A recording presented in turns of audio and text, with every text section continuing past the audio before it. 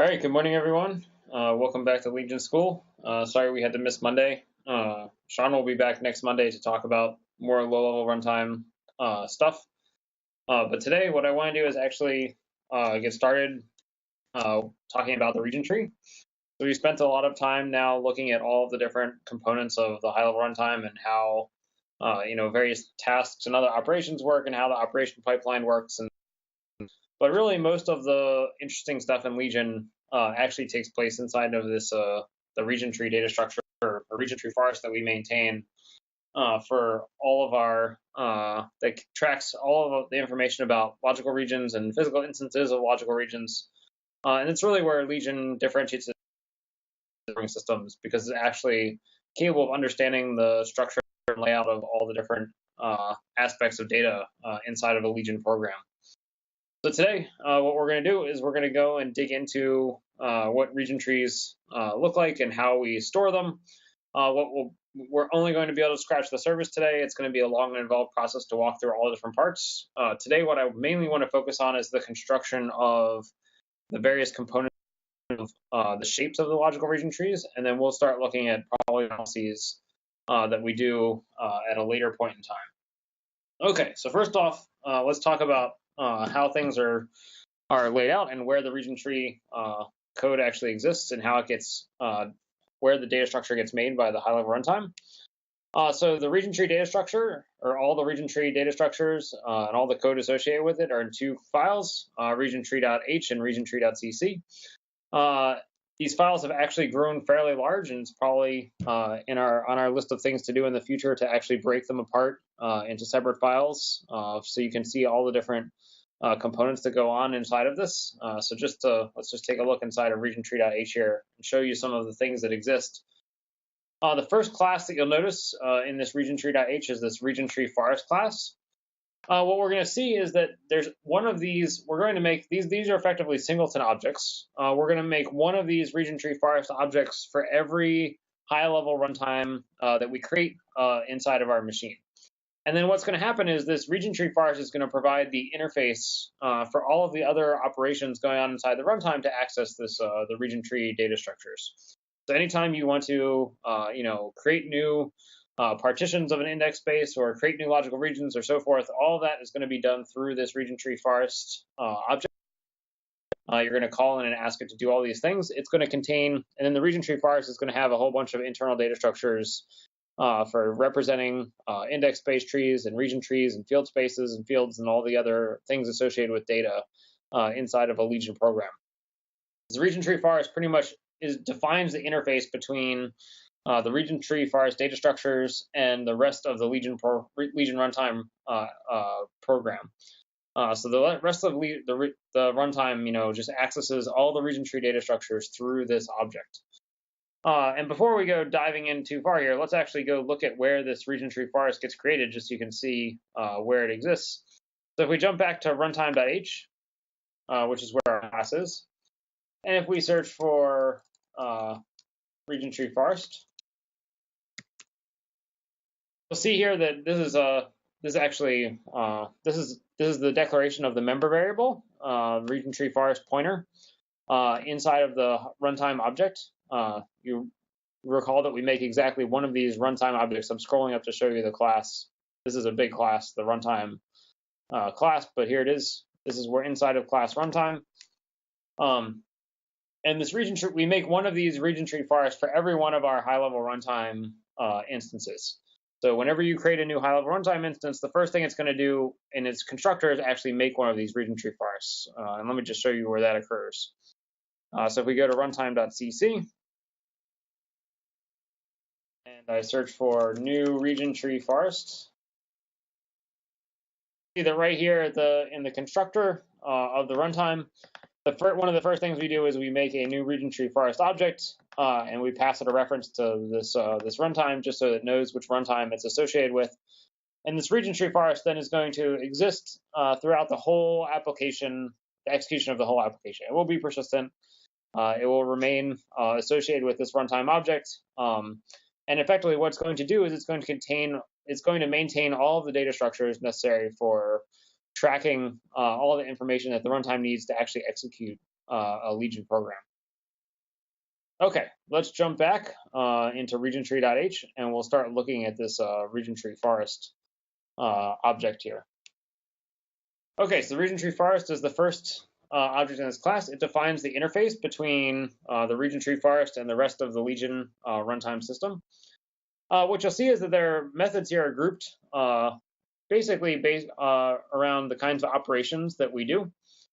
So this first, set of operations here are all for creating index spaces and index partitions, and destroying index spaces and destroying index partitions. So effectively mutating the shape of index space trees, and these all are going to correspond directly to how index space what index space creation and deletion calls are made by the application. We're going to look at those in a little bit later today. This next batch of calls has to do with getting information about all the different aspects of index-based trees. So getting subspaces and subpartitions and so forth, getting colors and other things. The next batch has to do with fields. So when you create field spaces and destroy field spaces, allocate fields, free fields, and then get field data. This is all having to do with those aspects. We then have a bunch of methods, or a few methods here for dealing with the creation, destruction of logical region trees. And then we have, some more methods for accessing information about all those logical region trees. And then what you'll see is that we've got some more methods down here for doing that are effectively the interface calls for doing both the logical and the physical dependence analysis. So the next batch right here that I'm highlighting, you see has a comment that says logical analysis methods. So these are the methods that we use for doing logical dependence analysis. We're definitely going to dig into these more later. Probably not today, but in a later session. And then below that, we have the physical analysis methods. So the ones that actually work on the physical state of the region tree. And you see they're a little bit more in depth. There's a few more of them for handling all the different cases. And then down here at the bottom, we've got some more methods for doing things like sending aspects of the region tree to remote nodes for when we have to move data structures between different nodes. This happens whenever we migrate tasks that might need to move different aspects of the region tree structures to other nodes that don't know about them. We'll probably get into that again in another session. And then below that, we've got some basic operations that the region tree forest supports just as sort of internal methods, doing things like creating nodes of different kinds. So we're going to see how we create index space and index partition nodes and field space nodes, region tree nodes, partition nodes, so forth. We also have ways of getting access to them based on their various handles. So that's what this get node method does. It takes a certain kind of handle, and it'll give us back the associated node that we're going to have inside of our region tree forest that represents that particular handle internally. We have some more query methods for computing different things, and down here we get more information about we're going to get into more of the details of things. So I'm going to skip past this. Okay. So this region tree forest has a whole bunch of interface methods that allow the rest of the Legion runtime to interact with it. And pretty much, you should never be calling anything in regiontree.h other than probably this region tree forest object from somewhere else in the runtime. Effectively, you should be going through this object as the means of accessing the region tree. You'll notice that there's no pointers to anything inside of the region tree forest elsewhere in the runtime. We were able to go through the rest of the Legion runtime without seeing any pointers into anything involving the region tree other than this region tree forest object that the runtime has a pointer to. And that's a very important invariant that we'd like to maintain just to avoid entangling information between different parts of the runtime system. Having this region tree forest be completely separate, avoids a lot of complexity that could occur between interactions between other parts of the runtime and the various data structures that this region tree forest has. And you're going to see that the region tree forest is complex enough on its own. We don't want to muddy the waters by adding additional complexity by having other parts of the runtime have pointers into some of these data structures. Okay, so let's talk a little bit today. So today, what I want to do is actually get into the various shapes of, what the shape of these internal data structures look like for how the region tree forest gets built. And then in later sessions, we'll actually start to look at the analyses that we actually end up doing for all of the different phases of different kinds of operations and so forth. We'll actually look at the analysis in more detail later. So to start, let's actually trace a call from the application side that actually ends up mutating this region tree forest object, so we can actually see what's going to happen. So what we're going to do is we're actually going to just trace through how the call that does that actually for creating an index space actually comes into this region tree forest, and then we'll look at what some of the operations are that it does on this region tree forest object. So I'm going to skip, where things come in from legion.h, because I think everyone's pretty familiar with how we go through legion.h and legion.cc. And what we do is, we eventually end up in runtime.cc, which is where we are now. And if we search for create index space, this is creating an unstructured index space. It's corresponding, the overloaded version of it that creates a structured index space is immediately below it here. We'll just do it for this very basic version of it right now that creates an unstructured index space. So the application can request that we create a new index space. It gives us a number of elements that can possibly be in this index space. And what you'll see is that we are going to invoke the low-level runtime to actually create the index space based on this. So we get back a handle for this index space based on the number, based on this call to the low-level runtime. So this is invoking the low-level runtime to create a new index space. Just a comment right now is that we're actually in the process of decoupling the name for high-level index space handles from this low-level handles for index spaces. This will actually will be going away. This aliasing of the types so that they're the same is actually going to go away in the very near future. The code has actually mostly been written, but it's not in this version of the repository, so I won't show it to you. But just something to be aware of is that there will soon be a distinction between index spaces for the high-level runtime and index spaces for the low-level runtime. Okay, so we create an index space. There's a whole bunch of error checking here to check to see, are we doing stuff that we're not supposed to in leaf tasks and other stuff. We log some information about the handle that we created. And then what you see is we do this call, forest arrow create index space. And notice we package up our index space handle in a domain. This actually allows us to use the same method, create index space with a domain that we have for structured index spaces. So you see we're invoking an operation on this region tree forest. We're calling it and asking it to make a call create index space, and we're giving it the domain which contains the low runtime index space name for the index space that we've just made.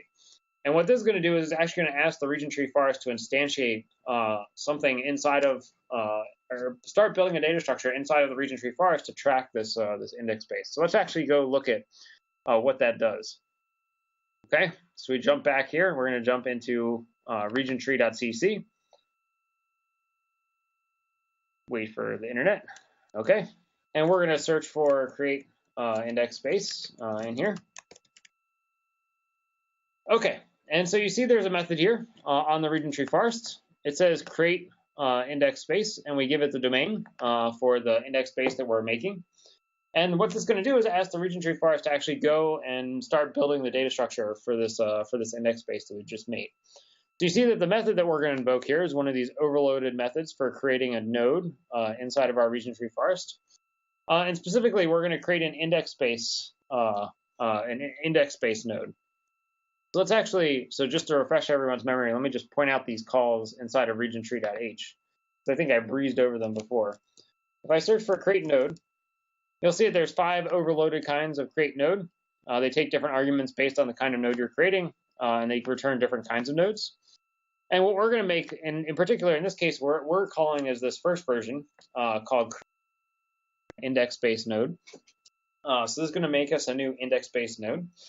What you'll see is that we have different classes inside of regiontree.h that are going to be responsible for tracking the information associated with all these different kinds of nodes. So not surprisingly, our index space trees have 2 kinds of nodes. Index space nodes, partition nodes. So index space nodes correspond to nodes that are tracking index spaces. And index partition nodes are tracking nodes that represent index partitions, which are partition operations on an index space. And so for anyone that has used the Legion programming model, you know that you start off creating an index space, and then you can start partitioning it up into subspaces. And so when we do that, we'll make a new index partition node and then create new index space nodes for each of the sub nodes and so forth. And the other kinds of nodes that we have are field space nodes for tracking field spaces, and region tree and partition nodes for tracking corresponding region and partition nodes inside of actual region tree data structures instead of index space tree data structures. Okay, so let's actually go look at what this create node does. We'll probably go and look at the declaration for index space node here a little later. Okay, so if we jump back to regiontree.cc here, we were in create index space. What we're doing is we're creating a new node for an index space. Notice that we're passing in some default values here. We notice that there are no parents for this index space node, so we can pass in a null pointer for the pointer that's going to point to the parent node for this index space. And we know that there's effectively no color for this node because it's not part of a partition in any way. Okay, let's actually go look at this create node call. Okay, so I'm searching for create node. Okay, and here's the call to create node for our index space tree here.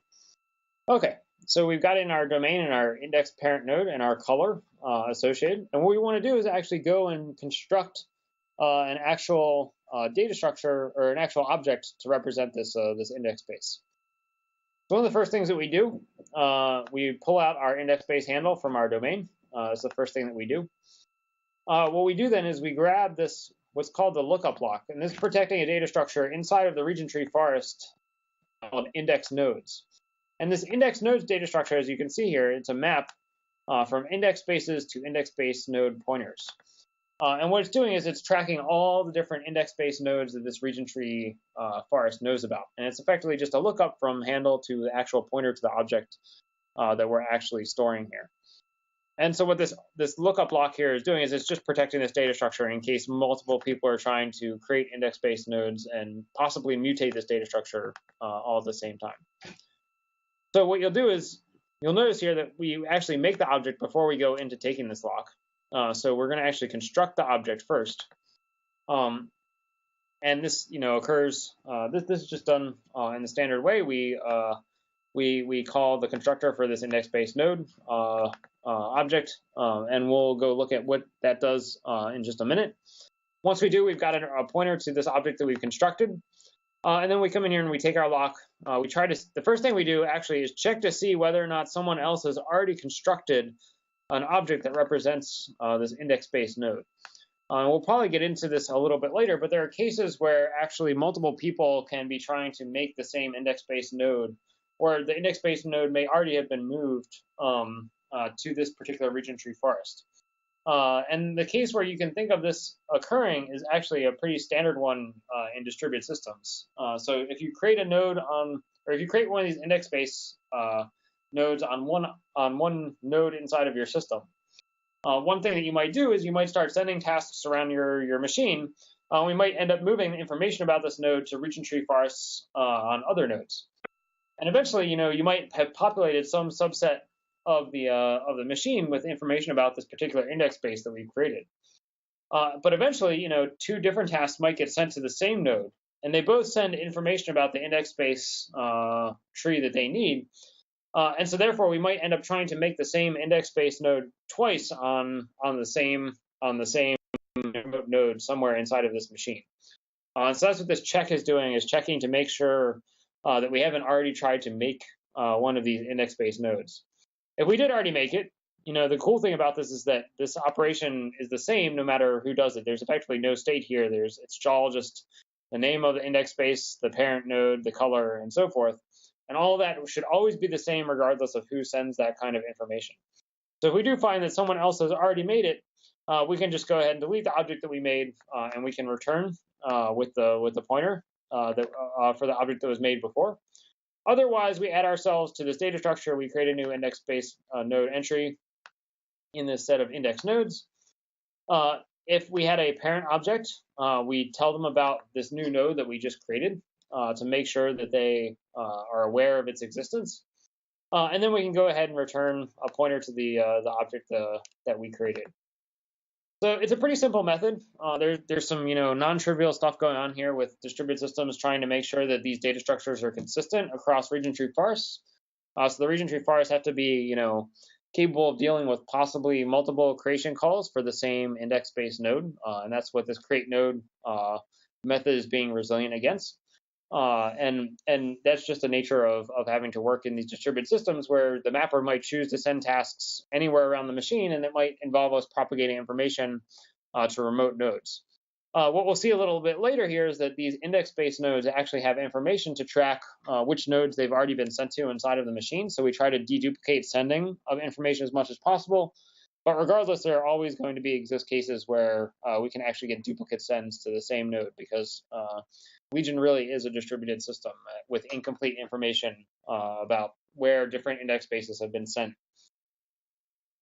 Okay, so that's how we create a node. So that's how, and effectively, once we've done this create node call for this create index space, coming back up here to create index space, actually jump up to the top here. You can see the very top up here. So once we've actually made this node, we're pretty much done. So this is a pretty lightweight operation for the application to call.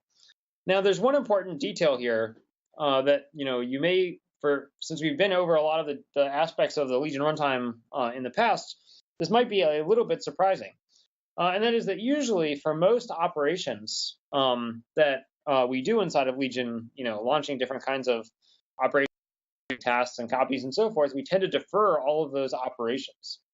But you'll notice this region tree data structure operation actually was done in an eager manner. And what I mean by that is we didn't defer that. We didn't have to put this operation into a pipeline. We just went ahead and did it. The application task went right into this region tree forest data structure and mutated the state of the region tree forest without needing to go through the pipeline to actually do anything. And this is sort of going to be a running theme, is that for most of the creation objects, creations that we do, we actually want to update the region tree forest data structure immediately, because once we give back a handle back to the application for this particular index base that we create, that operation can actually be queried by the application right away. So for example, let's say that we make a index space partition. And we actually go and create that partition. We create all the subspaces for it. At that point, the user might start asking us to give back index spaces for different subspaces inside of the partition that we just made. And if we deferred that operation had to go through the pipeline, that would actually end up, adding a whole bunch of latency to our operations, and it would actually end up sort of serializing the execution of our application level task with the actual execution of our operation pipeline. And that's really not good. So for cases like this where we're doing creation operations in this region tree forest, we're not doing any analysis. Notice we're just creating, sort of data structures inside of this region tree forest. We can do those in a pretty lightweight fashion, which allows us to then be available for handling queries from the application about the shape and structure of all the different region tree and index-based tree objects that get made by the application as part of its execution. And we can do that right away. So you'll see that pretty much all of these operations are fairly lightweight, at least the creation ones. And at that point, we can actually be responsive to application queries about the structure of our region trees and index-based trees that we've been making. There is a little bit of asymmetry here in the sense that while we're eagerly doing creations, it turns out that we're actually going to end up deferring deletions of creation of index spaces and logical regions and so forth. And we'll probably get into that a little bit later. But when you think about creation of objects, you should always be aware that these things should be done eagerly to make them available for the application to query. Okay, so that's how we created a node, an index-based node. Let's actually look at just how a partition works. We'll look at a very simple partition just to show you what's going on. So I'm going to jump back to runtime.cc. I'm going to search for create index partition. Okay, and so this is pretty much one of the more basic partitioning operations that we support. We take in our context, we take in an index-based parent, which we're going to create a partition of. We're also given a coloring. So remember that a coloring is a mapping from pointers to colors. So for pointers into this index space, we've assigned them a color based on which subregion we want them to go into. We are given a Boolean saying whether or not the resulting partition should be disjoint or not. And then we're given, an optional partition color to assign to the partition that we're going to create. So one of the first things that we do is we create a handle for the index partition that we're about to create. So that's what this get unique partition ID is going to be. This method, get unique partition ID, actually, it might be instructional to actually look at this because it's sort of a common paradigm that we use inside of Legion. And this represents sort of a universal problem that exists inside of Legion. We actually solve it in the same way for pretty much every single case. And the problem here is that, we might be having multiple create index partition calls occurring throughout the Legion runtime as an application is executing. So many different tasks running on different nodes could potentially be calling this create index partition in parallel on different nodes. And it's up to the runtime to actually generate names for all of these different index partitions that are separate, that are unique across the whole system. So these index partition IDs that we're creating here need to be guaranteed to be unique throughout the entire system in case things are migrated around between different nodes. And so we need a mechanism for giving us a unique partition ID that's guaranteed to be unique throughout the entire system. And let's actually go take a look at how this works just very briefly here, since we're taking a little sidetrack here, just so you can be aware of how we do this, because we actually are going to encounter this problem in a number of different cases inside of the region tree forest code, and it's good to understand how this works. Let's actually look very briefly here at get unique partition. Okay, so here's the call for getting a unique partition. And what you're going to see is that this is pretty much this is very basic. We're doing an atomic sync, fetch, and add operation here on this member field of the runtime data structure here called unique partition ID. So this is effectively the current unique partition ID. We're going to get the current one, and then we're going to increment by this value called runtime stride, which is going to help us guarantee that the IDs that we're returning are actually unique. And so, this is, once we get the result, it's very easy. We can check some properties and then just return. But the real magic in this operation here is in defining these variables here, unique partition ID and runtime stride, in such a way that they actually guarantee that we're going to get unique IDs in all cases across all of our different nodes. So the way this works, these variables actually get set inside of the runtime constructor. So let's actually go look at where they get set. So if I go to the runtime constructor here, let's see, we're at unique partition ID. So we search for unique partition ID. So the first thing to do, the first thing to probably talk about is what this runtime stride value is actually being set to. And you'll see that it's actually being set a little bit further up here in this constructor. Runtime stride is getting set to the number of different address spaces that we have inside of our machine. And you'll recall that this is actually, when we talked about the Legion runtime startup, this is actually the same as the number of nodes that we have inside of our system. And so what we're guaranteeing here is that this runtime stride means that everyone is going to know to jump from unique partition IDs based on the number of other runtime objects that there are inside of this Legion application for however many nodes we're actually running on. And so let's see here. So the way to think about this is what we want to do is have each of our different runtime objects start with a different unique partition ID, and then have them all stride by the same amount of space through the, or same distance through the space of all unique partition IDs. And I should probably say that unique partition IDs are really just unsigned integers. So the way to think of this is we want to assign every runtime object a different offset inside of the space of unsigned integers, and then have them all stride by the same amount through this space. And as a result, this is going to guarantee that the IDs that each runtime returns whenever we get a create index partition call unique throughout the entire system. And we can do this without needing to do any communication between different nodes inside of this system. Okay, so the idea here, if you'll notice here, what's going on, unique partition ID is checking to see, one thing that we do say is that we actually reserve the unique ID 0 as a special one for saying that this is a no partition. So we want to skip that case. So in the case that the runtime's address space is actually 0, this unique you see is actually getting set Let's see. It's actually being set. I think it's actually passed in as an argument here as our address space. So this is our unique ID, our address space corresponding to our ID. So if our unique address space ID is 0, we actually want to skip that and actually be at the very end of the list of all the different runtimes. Otherwise, we can just take our unique ID, and that's our initial offset that we're going to start with.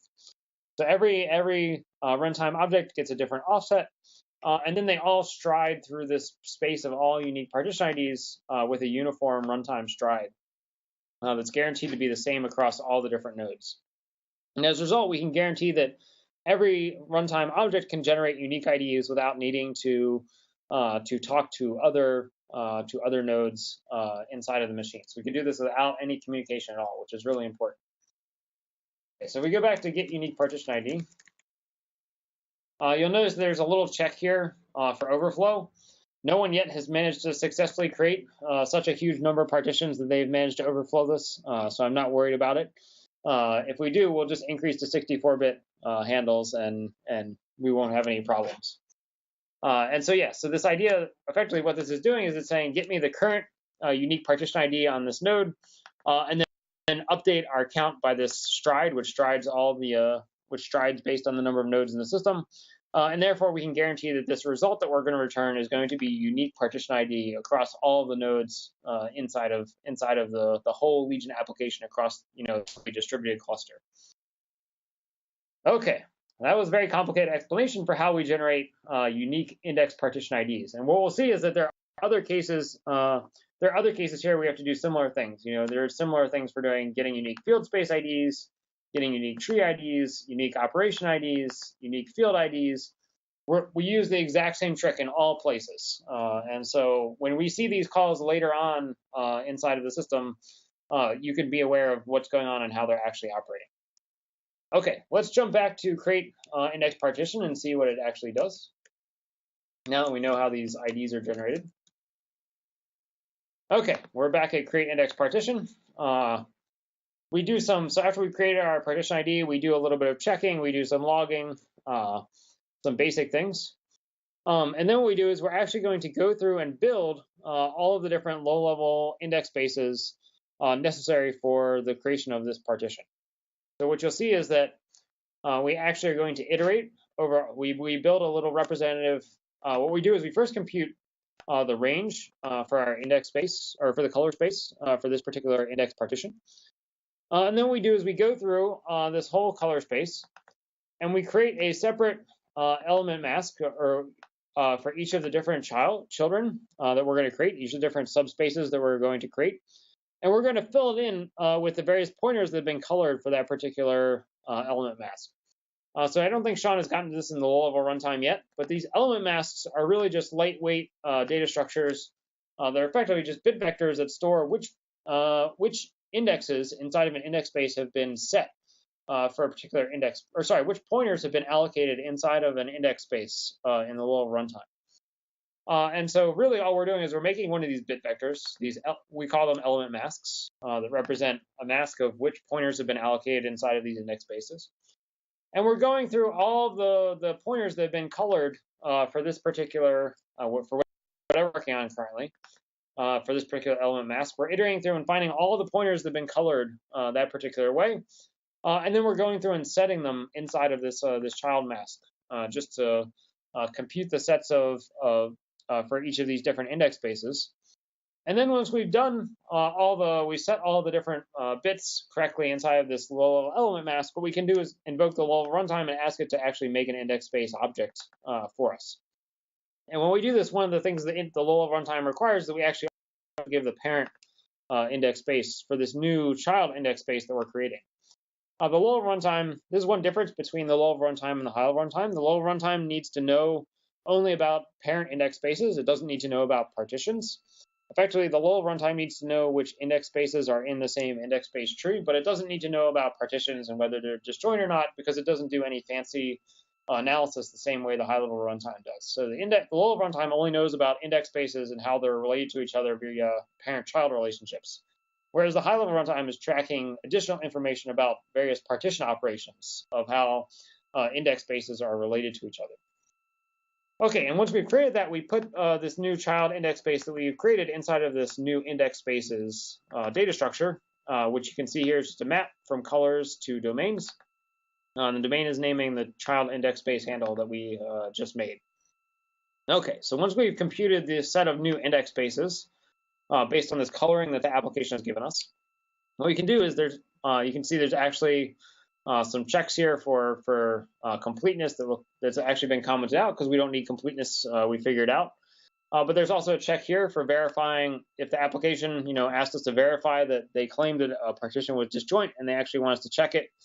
We can go through and make sure that the partition is disjoint if they claimed it was. And then once we're done with that, we go ahead and we invoke another operation on the region tree forest, asking it to make the actual index partition object associated with this partition that we've just created. So let's actually go look at what happens when we call create index partition. So I'm jumping back here to regiontree.cc. I'm searching for create index partition. Okay, here we are inside of our create index partition call. Again, we're being given the handle for our new index partition that we're making. This is the handle for the parent that we're creating. We know whether or not this partition is disjoint. We have a color for this partition, and then we have the map for each of the different subregion colors, the domains that we're going to create associated with each of those different subregions. So the first thing the first thing we do here is actually we invoke this get node method on the parent because we actually want a reference to this index space node pointer corresponding to the object of the parent index space. And what we're going to do is we're going to use this to string together the various different nodes. So what we want is that every node inside this index space tree knows how to reference both its parent node as well as all the subnodes that get made as part of it. So index space nodes will always have an index partition parent node, and then they will always have a set of index partition child nodes. And similarly, index partition nodes will always have an index space parent node and a set of index space child nodes that represent the different parts of their partition. Okay, we do a little bit of work here. In case the application was lazy and didn't want to pick the color for the partition, we'll actually go ahead and generate a color. I'm not going to talk about how that works. Otherwise, we just use the color that they gave us. And then what we do is we go ahead and we call create node again. This is, again, one of those overloaded methods to create a node. And we're going to create this index partition node, which is going to actually create the index partition object. We pass in all the information we know about this index partition into this call, which allows the runtime or allows the region tree forest to actually go and create these objects. I just want to show you very briefly that this create node call looks almost identical to the one for index space node creation. So we search for create node. There's the index space one. Here's the one for index partitions. We take all of our arguments. The first thing we do is we build our objects. We pass in all of our arguments into this object to make the object. Again, we take this lookup block. We have a separate data structure called index parts that track all the index space partitions that exist inside of this region tree forest. Again, we check to see if anyone has made it before, and if not, we go ahead and add it to our data structure. Otherwise, we delete it, we can return. And if we didn't make it, we have to add and tell our parent about it to make sure that it's referenced, that it knows that this child index partition exists. So that's really pretty much the same as index space partitions, and you'll see that creating nodes for field spaces and regions look very similar. Actually, the region ones look a little bit different. We'll look at those a little bit more later. Okay, jumping back to create index partition. Okay, once we've made our index partition node, what we now need to do is go ahead and create the various nodes for each of our index space children that we're going to need to make. So we're going to iterate this map from colors to domains that tell us which sub-index spaces we need to make. We have some checks here just for checking for bad colors and stuff like that. One thing we do is that we actually ask the little runtime to help us make a unique index space name for this objects. So that's what this get index space true create if necessary is doing. It's actually asking the little runtime to generate a unique name for this index space for us. This is one of those cases where the little runtime has a similar method for actually generating these unique index space IDs. It's very similar in methodology to the ones that the high-level runtime uses to generate unique index partition IDs. But since low-level runtime already has this mechanism, we effectively just use it instead of having to redo some of the work in the high-level runtime to generate unique IDs as well. And once we've done all that, we can actually call create node. You see we pass in the domain for the index space that we're going to create. We're passing in a reference to this index partition node that we just created, new part, our new partition object. So we're passing that in as the parent node for these new child index-based node objects that we're creating. And we pass in the color corresponding that we want to make for these child index spaces. We do a whole bunch of logging here. This is one of the first cases where you're going to see this, this dynamic test macro. I'll just mention briefly what it does. In some cases, we might know that an index partition is aliased, but it might be the case that different child nodes inside of that alias partition are actually disjoint from each other. In which case, we might actually want to compute that, have the runtime actually compute that information while it's, off doing other analyses and so forth. This dynamic test macro, you'll see it around a little bit inside of this region tree forest code. And what it's really doing is it's just, doing a dynamic computation to see if any pairs of index spaces inside of a partition are actually disjoint, even if the whole partition is not necessarily disjoint. And so really all this is doing is actually deferring this computation. It's building up sets of pairs of index spaces to do computations on and adding them to a work queue that the utility processors will effectively work on whenever they don't have anything better to do. But I'm not going to dive into any detail into how that works today. And you'll see that once we've done this, what we've gone ahead and done is we've actually created an index partition object along with all of the different subspace index space nodes corresponding to all of the children. And we've instantiated all these inside of these data structure, these index tree data structures inside of the region tree forest objects. And so once we've made those, applications can query information about those. So let's actually just take a look at, one of those example queries that might actually occur. So if I search for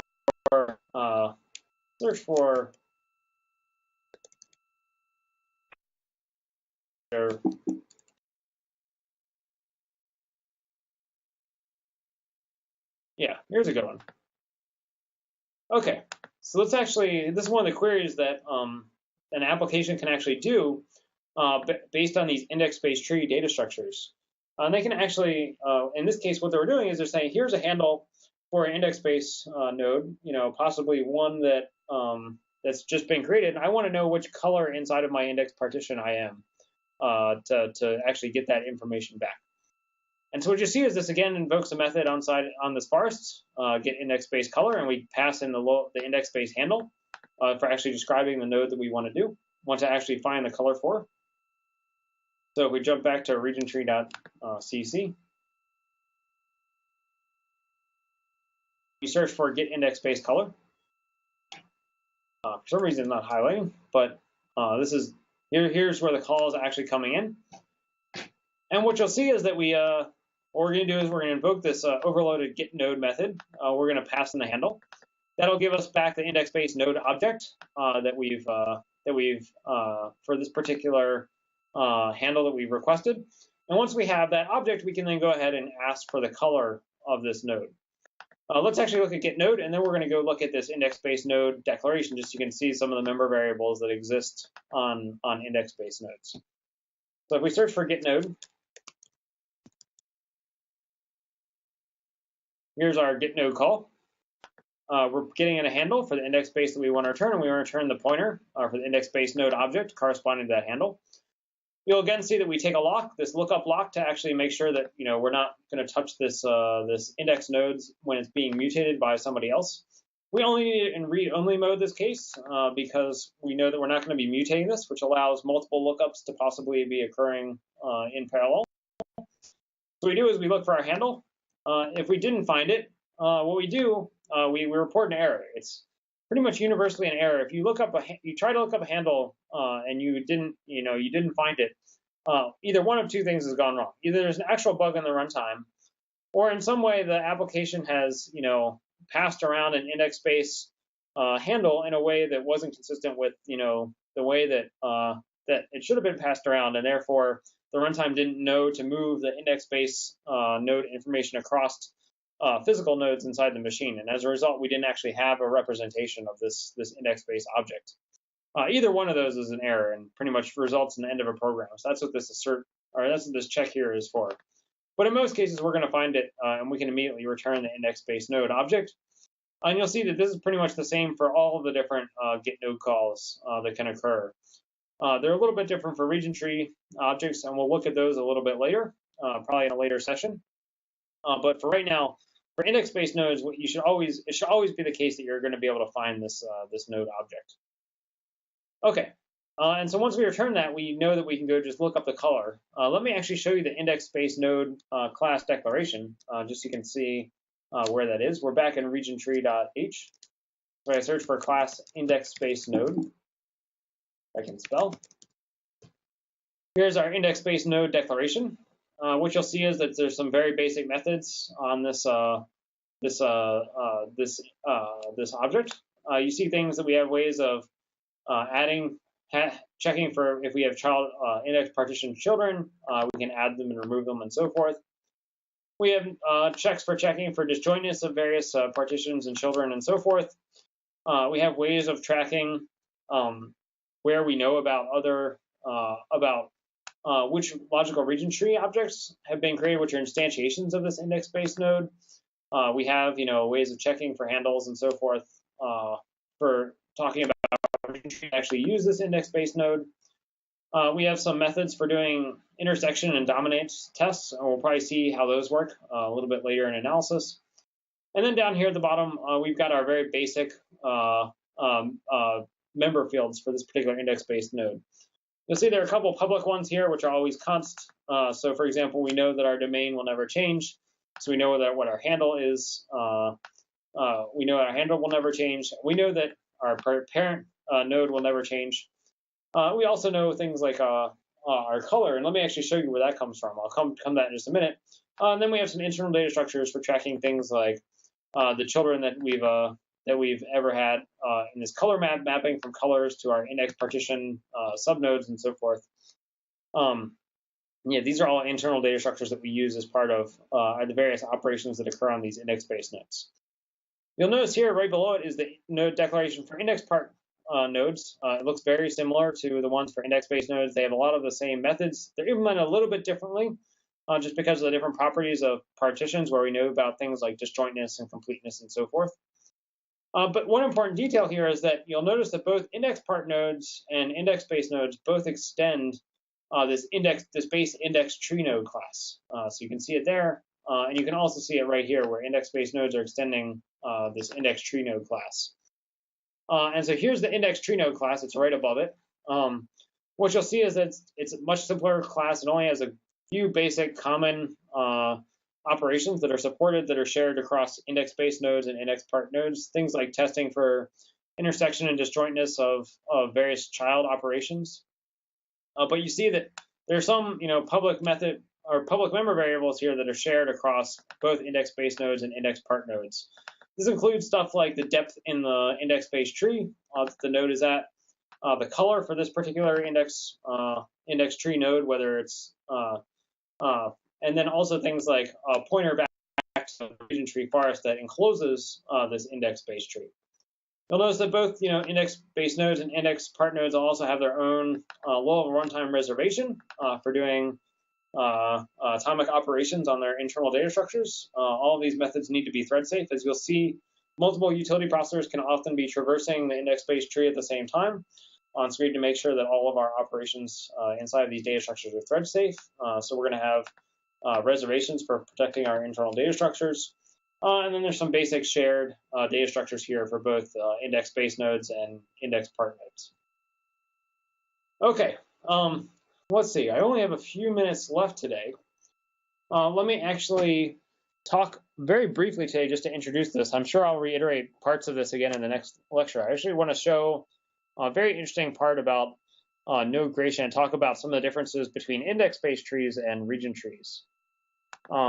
And it'll sort of preface a little bit about what we're going to get into next time. So I'm going to jump back here to the to the get node call that we were looking at for index spaces. And I mentioned here before that that index space, index spaces and index partitions should almost always be able to be found. If they're not, it's usually an error and something has gone wrong.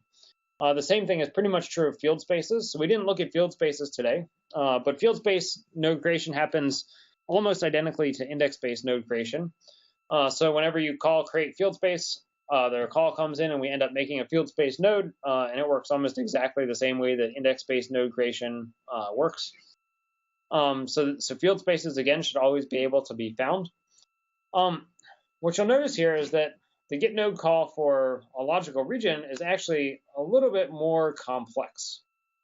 And the reason for this is that there's a very important property that we have inside of Legion runtime, which is designed to make the runtime a little bit more scalable than it used to be. And the optimization that we're going to do is actually one on the actual region tree data structures themselves.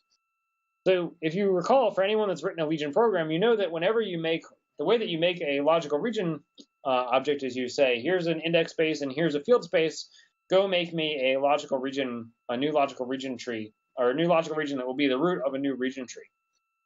And what we do is, we go ahead and make that logical region, and then the property that you get is that all of the partitions that exist on the index space that you use to create that logical region actually already exist as logical partitions, as partitions and subregions on the logical region that you just made. This is a very nice property for productivity because it means that programmers actually don't have to do a whole bunch of extra work to recreate partitions and so forth. They can just automatically say, give me the logical region corresponding to this index partition that I made on this index space tree earlier, and then go ahead and use it. And this sort of goes against one of the important properties of Legions, which is we don't want to do a whole bunch of extra work, and specifically, we don't want to actually instantiate the whole logical region tree ahead of time before we actually use it. And the reason for this is that we might have partitions and stuff that are actually very, very large, and we don't want to actually instantiate them all on every node if we don't have to. And so what we want to do, one of the things that we do is we support sort of different policies for instantiating the nodes inside of index space trees and logical region trees. So as you saw today in index space trees, we're always eagerly instantiating the nodes. So whenever we would create a new index partition or a new index space, we're eagerly making those nodes and creating them inside the index space tree right away. The same is not true for index or for logical region nodes, and the same in logical partition nodes. Instead, what we do is we support a policy of lazy instantiation of these nodes. So just as an example here, if we look at this get node method we're looking at here, I'm going to search past some of this error checking here. One of the things that we do is we actually can check to see whether or not the node doesn't exist. And if it doesn't exist, we know how to actually instantiate it based on the index space and the field space that are being requested. So what you can see here is we check to see if the node already exists. If it does, then what we can do is we can just return it right away. Effectively, we have this map of all of our region nodes. We can look up the handle. If it's already in here, we're done. We've already got an object that represents this particular logical region. But if we haven't yet, what we can do is we can actually make it. So what we can do is we can actually look up the index space node for the index space for this particular logical region. So we take a look at our handle. We get out the index space for this logical region. We go get that index space node. And then what we can do is we can actually go and build. We can go and get the logical partition for this particular node that we need to build. And then we can, so we're making the handle for the logical partition that we need based on this index node's parent for its index partition. We use the same tree ID and the same field space, and then we can go get this partition node. Once we do that, we can actually create a node on this partition to actually instantiate this logical region. Now the cool thing about this is that this call to get node, which is invoking this method right here on logical partitions, has the same property. It can actually walk up the tree. It can also not be available, so we can check to see if it exists. If it does, great. But if not, we can actually make that node as well. And so this whole process is going to be able to dynamically instantiate only the necessary logical region nodes and logical partition nodes that are necessary for actually representing our region tree based on what the application has requested. This is going to be a much more efficient way of instantiating logical region tree data structures than we have for index-based tree data structures. It allows us to lazily instantiate them and to move them around without necessarily needing to create all the different nodes wherever we move these data structures to. And so there's a little bit of a different semantics between index-based trees and logical region trees inside of the runtime.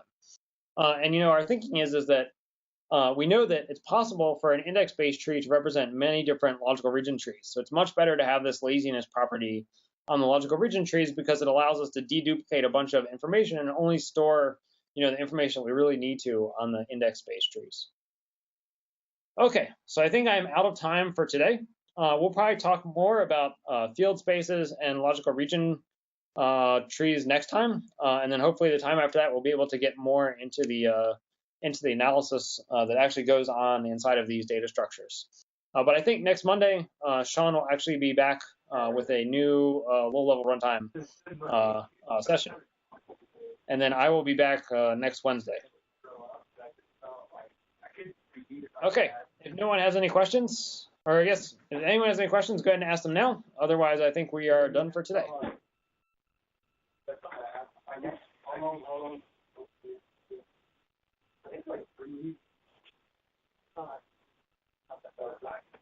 right, I think we're done.